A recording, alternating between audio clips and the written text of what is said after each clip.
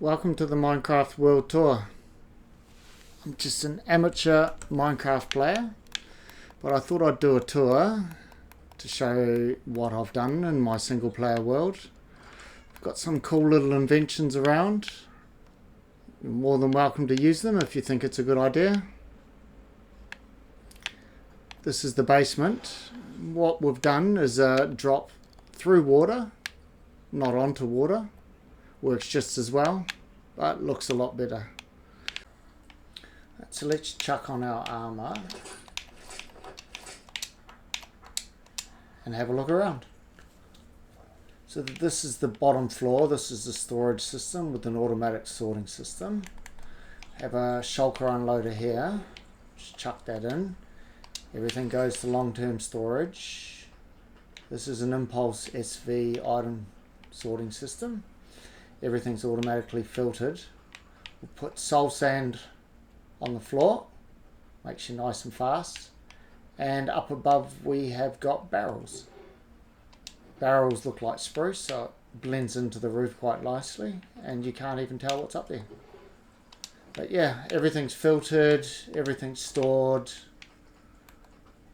Down here we have a 9x9 auto crafter. Oh, let's just have a look at that.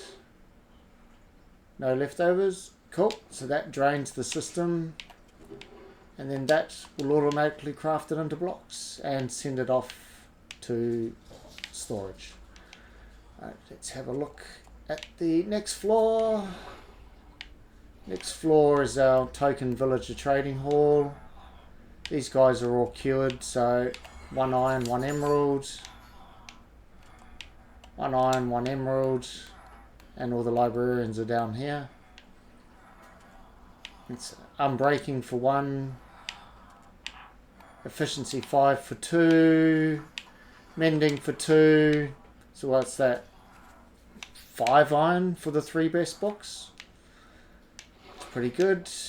On floor number 3 we have a furnace array. We've got a 32 furnace super smelter with auto feed, auto collection, and it's also self-fueling. So in the back we have a pretty big kelp farm, ×2, and those kelp farms automatically feed into a smoker, and then it's blocked, and then it refuels the smoker, and the excess comes here to power the furnace array. And it's too full. Oh jeez. Cool. And yeah, automatically loaded when the system detects that the fuel is getting used. Everything's bottom slabs, everything's spawn proof. On floor number 4 we have a couple of farmers working 24/7 doing carrots and potatoes. Those are really good for trading as well. But at the moment we have it set to compost. So everything gets sent upstairs and turned into bone blocks. Because free bone blocks. Why not? Floor number 5 is one of my favourite things. It's an automatic potion brewing station. So we have a selector panel here. Do a night vision potion. And we'll make it a bit longer, and we'll start brewing. So the system also has an automatic bottle filling station, so you can store 54 stacks of bottles. And around the corner we have a storage system for all the ingredients. This is quite good though. If you accidentally put something in that isn't an ingredient for a potion, it'll actually bypass the system and end up in the chest down the end. There she is. And the lights also flash when they're out of stock, as well as these ones as well. How's that going? Oh, excellent. Yep. Cool. Next floor we have some farms for the animals. It's basically just a massive wool farm with honey down the end. Actually, I should check that. Yep, she's doing alright. And also our XP as well. If you can hear that noise, that is actually 24 scared armadillos. And you just splash them with infested and come and hit them. Like I say, it's pretty quick. Fix my pick. And that's fed just up here.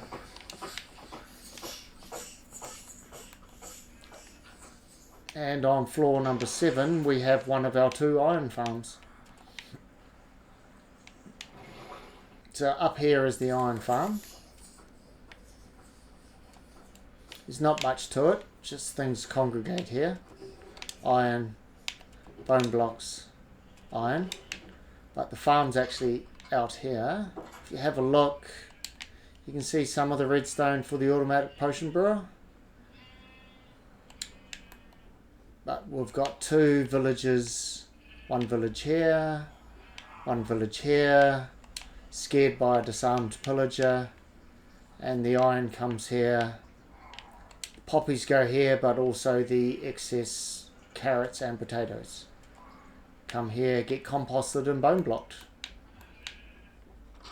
Right, so that's the basement, but the nether is where most of the cool farms are. It's kind of a starter base type thing. Let's go have a look in the nether.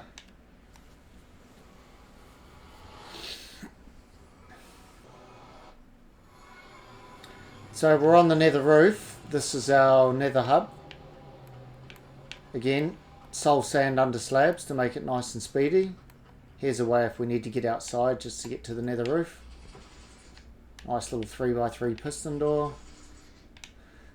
And all the farms on the nether roof actually congregate here. From our trading hall, frog lights, which is way too good. And upstairs is our railway.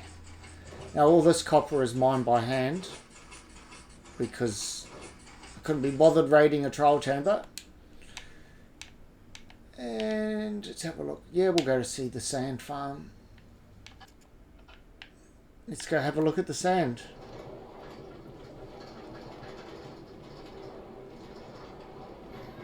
On the left hand side we have a ghast farm because ghast annoy me, so I like to kill them. Sounds cool when they die. That's our piglin trading. We've only got half a dozen piglins, but that's more than enough. Down the end we have our bamboo with activation switch, and here is the sand farm. We do dupe the sand, mainly because in Minecraft there's no way to farm sand. If they would just maybe let husks drop sand, I reckon that'd be a good idea. This is a nice little sand duper. Let's turn it on and go have a look at it working.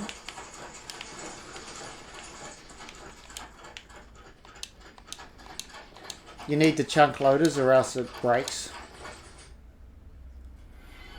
But here she goes. Like I say, it's pretty quick. And around the corner we have some 6x hopper speed shulker loaders. Instead of using hoppers, we've actually got droppers. So you can see the sand, that's how quick it is, because droppers are twice the speed of hoppers. And because it does so much sand, we had to build 2 of them. Have we got any sand? Yep, we've got too much sand. Let's go turn that off.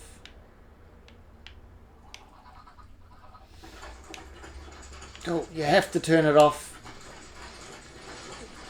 because or else she breaks. And it takes about an hour and a half to rebuild, and I've already done that, speaking from experience. Right, we'll go have a look at the witch farm, but we might fly because it is quite a way away.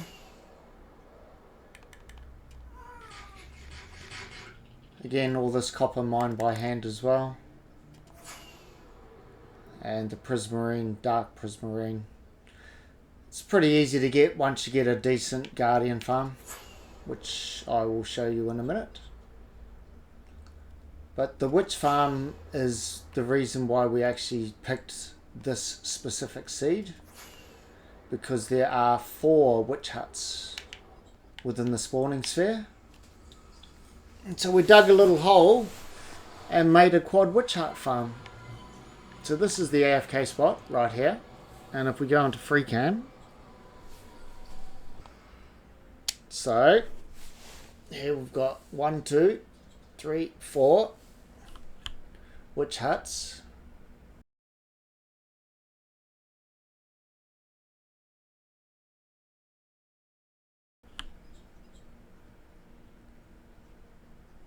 This is an all mango design, shifting floor witch hut, but we've got 4 of them. And to get the smooth sides on the perimeter, you have to dig down to bedrock and then pour water over the side so that when you run the TNT jupers, they don't damage the wall. That is a long vine. But yeah, quad witch hut. It's pretty cool. So, unlimited redstone basically. Let's go have a look. We won't have much because we've used a bit recently. But yeah, it's coming in pretty quickly. It's quick enough, I think. It does other things as well, like your sticks, spider eyes, bottles for the potion brewer, and gunpowder. It's not the best gunpowder farm, but if you don't want to build a creeper one, it'll do. Let's head back to the nether roof. We might go outside and have a quick fly around. So, on the nether roof, here's all of our farms. There's the pork chop farm. Free food, nice and easy. Here's our gold farm. That goes to the overworld, but then transports all the drops back. This is from our prismarine farm. Everything gets sorted up here. We have a 1 ingredient auto crafter and a 2 ingredient auto crafter building all the blocks. But around the corner we have the big dig. Now Pixel Riff's put on his channel a nice tutorial for breaking bedrock. This hole took less than 2 hours, but this hole has taken a while. So we're digging this out by hand. We've decided to do a perimeter in the nether. At the moment we've done more than 1 million netherrack, 1 million basalt, and we've broken 320 diamond pickaxes. But they're easy to get. Just trade with the villagers. I think including the pickaxe it takes 7 iron and 9 levels to make a pretty decent pickaxe. Just break them instead of mending them. It's so much easier.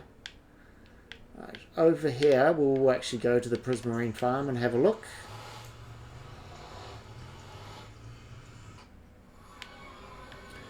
So we'll head down to the AFK spot and activate the farm and have a look.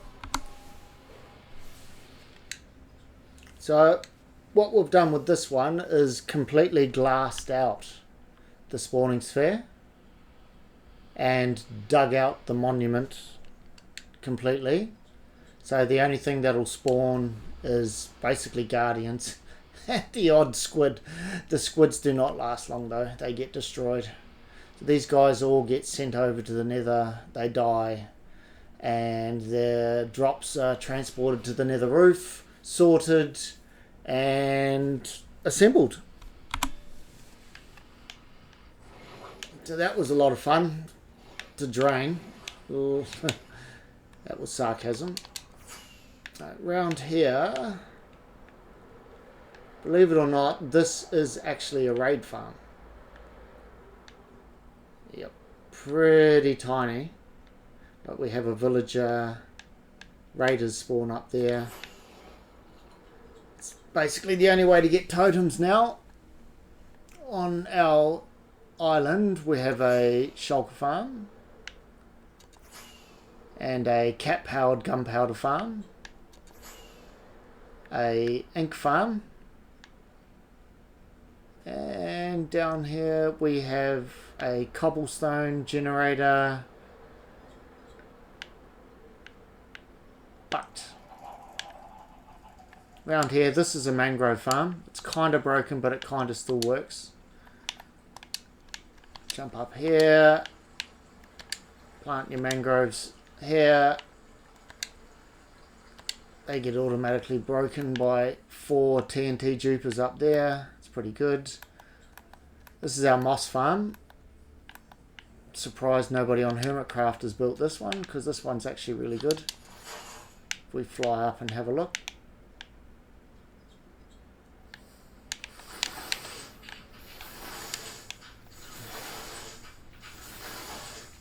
They say it's pretty efficient. There is a bone bias. But again, it's another one that you can't leave running if you leave the area. Yep, little, not much. Over here we have our tree farm. This one will do everything except for mangrove and 2x2s. But we have a little switch. It'll even do brown mushrooms and all the nether trees. Lava. This one's good. This is a propagule. So here's bone meal. Propagules. Oh. And over here we have our blue mushroom. Blue mushroom.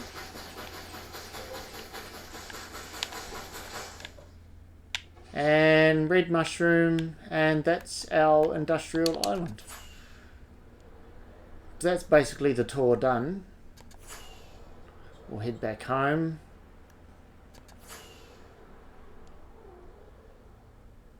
And have a look at the base at night time. So we're using complementary shaders, so everything just looks so much better. I never used to play with shaders, but I can't play with normal Minecraft now. Shaders look so good. Look at that water. Look at that sunset. And this is what the base looks like at night.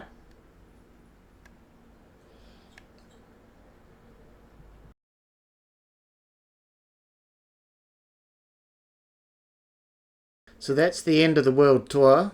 If anyone's got any questions, just put them down in the comments and I'll try answer them. No one's going to watch this except for Nick. Hi, Nick.